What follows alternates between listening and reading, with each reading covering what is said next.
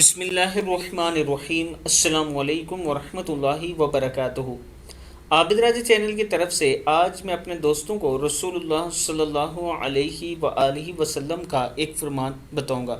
حضرت ابو ہریرہ رضی اللہ تعالیٰ عنہ بیان کرتے ہیں کہ رسول اللہ صلی اللہ علیہ وآلہ وسلم سجدے میں یہ دعا کرتے تھے: بسم اللہ الرحمن الرحیم، اللہم اغفر لی ذنبی کلہ دقہ وجلہ واولہ وآخرہ وعلانیتہ وسرہ۔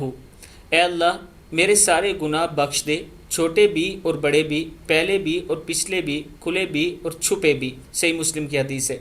میں اپنے دوستوں سے گزارش کروں گا کہ آپ دوست بھی یہ دعا کیا کریں، اور اس کے ساتھ آپ دوست اس ویڈیو کو آگے ضرور شیئر کریں۔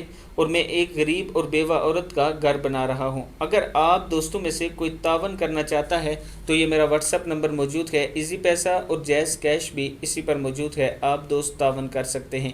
السلام علیکم ورحمۃ اللہ وبرکاتہ۔